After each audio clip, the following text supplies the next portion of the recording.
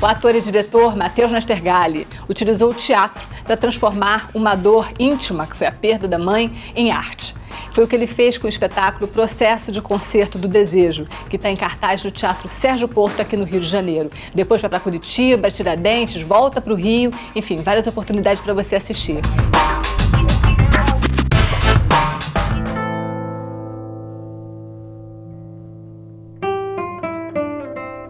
O processo dessa peça deve acontecer junto com o meu processo de vida.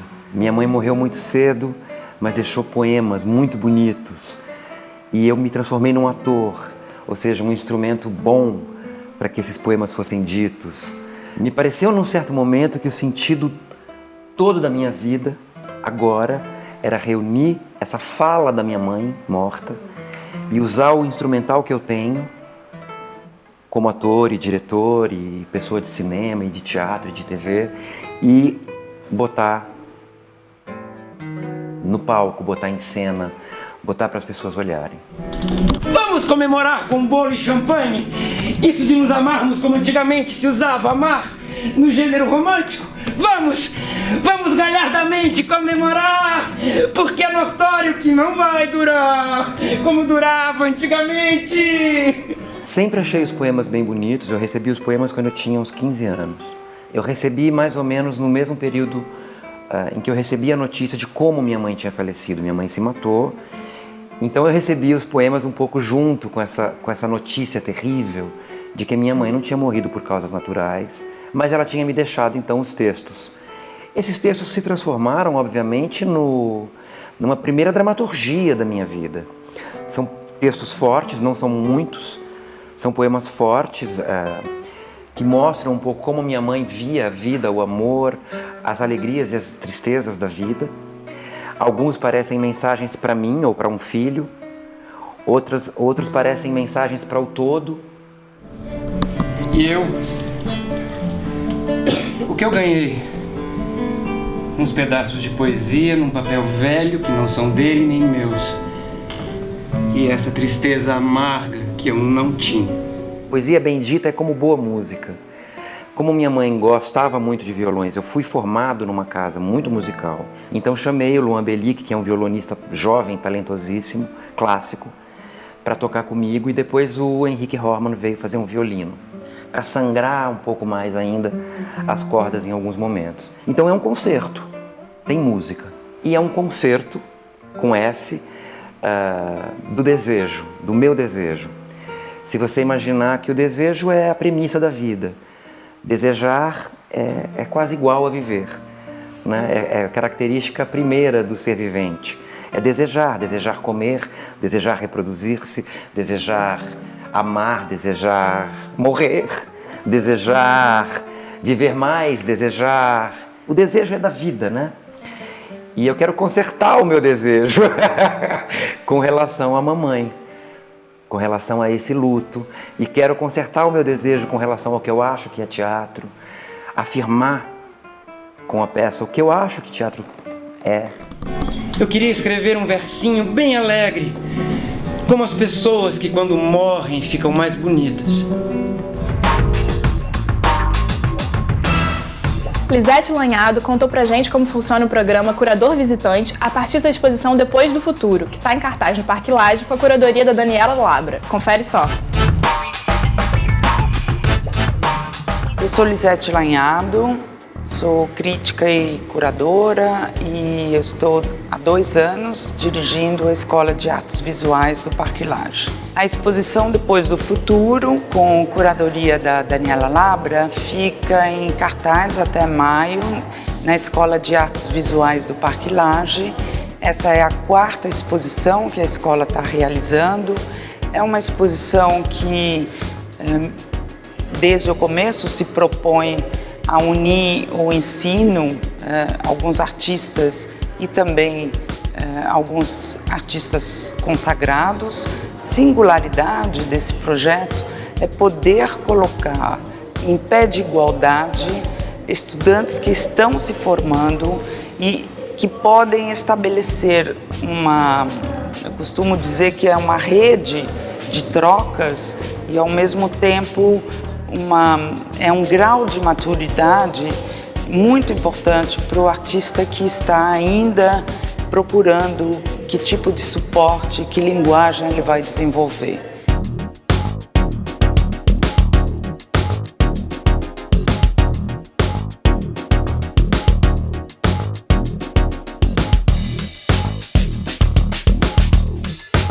É muito interessante pensar, a partir desse título, quantas exposições seriam possíveis para você refletir a respeito do futuro.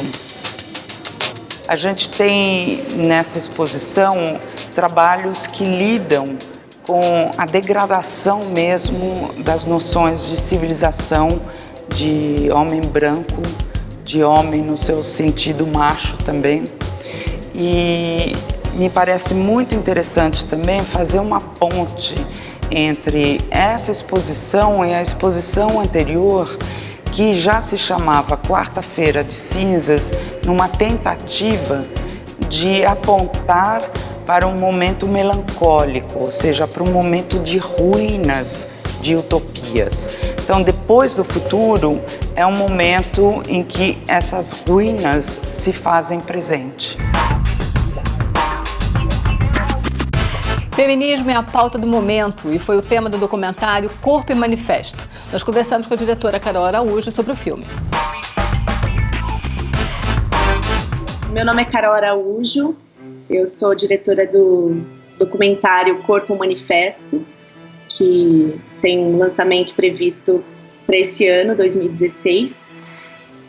Corpo e Manifesto é um documentário média-metragem de 28 minutos, e que, junto com a produtora Andara Filmes, a gente vem pensando nesse projeto desde o segundo semestre de 2013. No começo, assim, era um projeto específico de um segmento, de um momento, um movimento dentro do feminismo. Então, dentro disso, eu comecei a pensar num caminho de entender as vozes do feminismo, porque o feminismo, hoje em dia, ele está muito diverso, e é importante que ele seja diverso, né? E mesmo sendo um filme de média-metragem, a gente entrevistou cerca de 17 feministas brasileiras de idades diferentes, de movimentos diferentes, algumas feministas teóricas, outras que são mais da prática, da militância, do dia a dia. Então, a gente teve um cuidado, e na verdade não é um cuidado, é uma obrigação mesmo de se falar, quando se falar de feminismo, entender as questões específicas das mulheres negras, dos transgêneros, né, das pessoas trans, e a gente tentou trazer isso para o filme. E, paralelo às entrevistas, a gente acompanhou alguns atos públicos, né, que é o momento de ir para a rua, assim, que é o momento de levar para a rua as reivindicações. O feminismo não veio para destruir os homens e nem para libertar a mulher. Ele veio para libertar as mulheres da mulher. Quer dizer, dessa construção do feminino do século XIX. Fantástico, né? Legaliza! O corpo é nosso! É nossa escolha! É pela vida das mulheres!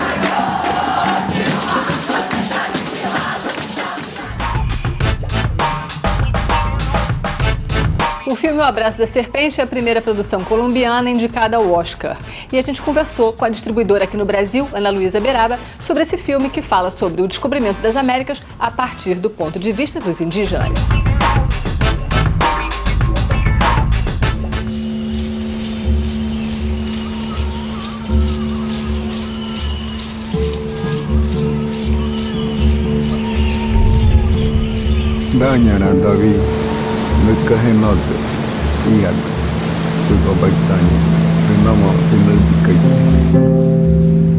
Olá, meu nome é Ana Luísa Beraba, eu sou da Esfera Filmes, distribuidora do filme O Abraço da Serpente. É o primeiro filme colombiano a ser indicado ao Oscar de melhor filme estrangeiro E isso vem coroar uma carreira incrível de premiações internacionais, que começou no Festival de Cannes, quando ele ganhou o prêmio da Quinzena dos Realizadores. E o que esse filme tem de muito especial e de muito intrigante é que é a primeira vez que a história da colonização da Amazônia é contada do ponto de vista dos índios, e não do homem branco explorador.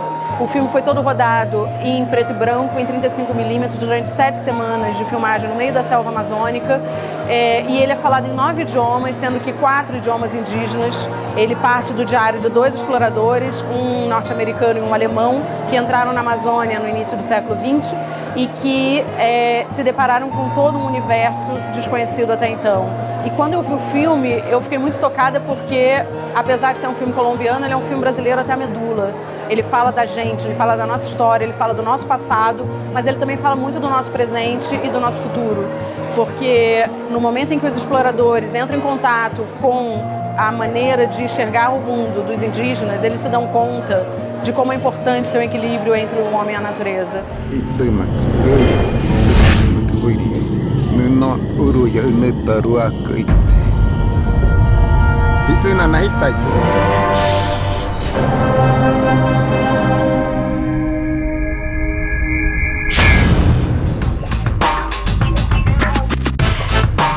A gente conversou com a cantora Júlia Vargas e ela contou um pouco sobre seu novo trabalho, Júlia Vargas e os Barnabés.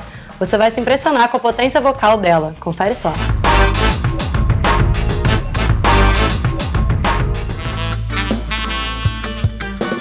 Minha vida é uma rede, grande é minha luta, muita é minha sede, vida é feito leito pra embalar.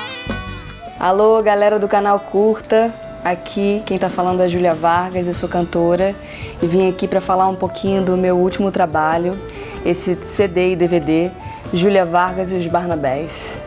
Os Barnabés são essa galera, esses parceiros da Serra, né? São Pedro da Serra, que é um lugar que eu sempre tive vínculo desde pequena e que foi onde eu conheci toda essa galera, né? E também por causa dessa coisa, da galera ser meio bicho grilo, assim, querer se esconder no mato, né? Você já lembra, assim, daquele personagem, assim, com aquele matinho na boca, assim, né? Macalés, Barnabés, Assunções, Salomões,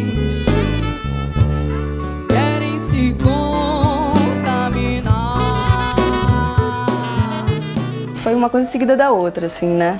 Eu conheci o Rodrigo Garcia, que é um grande parceiro meu. Ele é o produtor musical, o diretor musical. Ele é um grande fazedor de pontes, né, cara? Ele me apresentou a Lu, ele me apresentou Cátia de França, a ponte feita com Ivan Lins. Com o Milton Nascimento a gente também conheceu eles juntos. Esse DVD é uma coleção de canções, assim, um garimpo de canções de compositores da nova geração e de compositores antigos também. Tem bastante coisa do meu padrinho, né, musical, Milton, esses clássicos dele, assim, eternizados, né? Ponta de areia,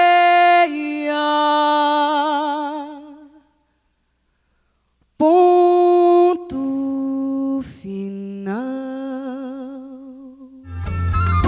Saiu do trabalho, volto para casa, não lembro de canseira maior.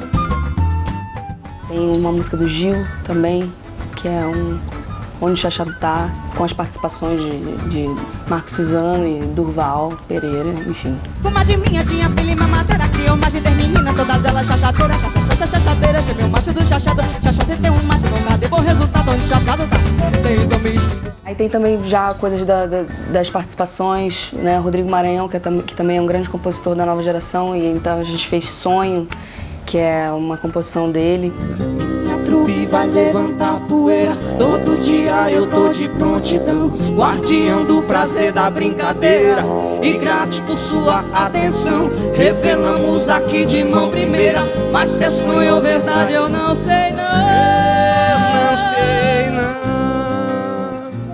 A dança foi uma coisa que eu escolhi desde muito pequena, assim, fazer, e acabei virando uma profissional, assim, trabalhando com isso durante bastante tempo da minha vida.